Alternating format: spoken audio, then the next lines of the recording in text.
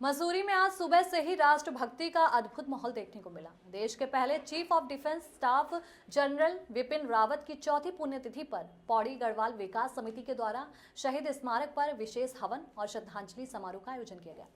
कार्यक्रम में बड़ी संख्या में स्थानीय लोग, सामाजिक कार्यकर्ता और कई गणमान्य लोग शामिल हुए। हवन के मंत्रोच्चार और भारत माता की जय के नारों से पूरा परिसर गूंज उठा। उपस्थित लोगों ने जनरल रावत की तस्वीर पर पुष्प अर्पित कर उन्हें विनम्र श्रद्धांजलि दी है। वहीं समिति के अध्यक्ष अमित गुप्ता ने कहा कि देश के प्रथम सीडीएस का बलिदान और योगदान इतिहास का गौरवशाली एक अध्याय रहा है, जिसे देश सदैव याद रखेगा।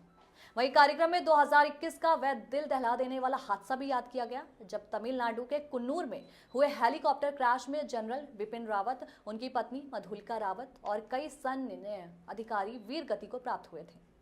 उन पलों को याद करते हुए कई लोगों की आंखें भी नम हो गई। इसके साथ ही उनके शानदार सैन्य सफर को भी याद किया गया। 1978 में 11 गोरखा राइफल्स से शुरुआत, विभिन्न मोर्चा पर महत्वपूर्ण सेवाएं, 2016 में थल सेना प्रमुख और 1 जनवरी 2020 को देश के पहले सीडीएस बनने तक का सफर। उनके नेतृत्व में तीनों सेनाओं में संयुक्तता बढ़ाने, आधुनिक सुरक्षा रणनीति बनाने और रक्षा ढांचे को मजबूत करने के अनेक ऐतिहासिक कदम उठाए गए। इस पूरे कार्यक्रम में मौजूद लोगों ने उनके पैतृक गांव सैंड पौड़ी गलवार की यादें भी साझा की। बताया गया कि जनरल रावत अक्सर कहा करते थे कि वह गांव तक बेहतर सड़क बनवाने का सपना देखते थे, ताकि विकास तेजी से आगे बढ़ सके। देश का ही गौरव नहीं, वो हमारे पूरे उत्तराखंड का गौरव भी रहे हमेशा।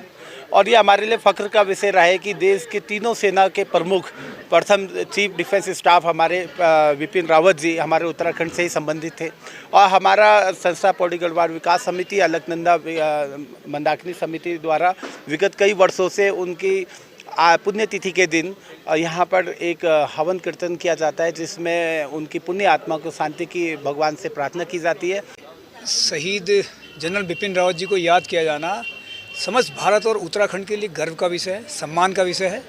और मसूरी में पौड़ी विकास समिति द्वारा जो है ये कार्यक्रम हर साल किया जाता है, जब से उनकी देश के लिए शहादत हुई। तो हम आज के दिन उन्हें याद करते हुए श्रद्धा सुमन अर्पित कर रहे हैं और साथ ही साथ उत्तराखंड और केंद्र सरकार से मांग करते हैं कि उनके शहादत दिवस को जो है पूरे देश में मनाया जाए।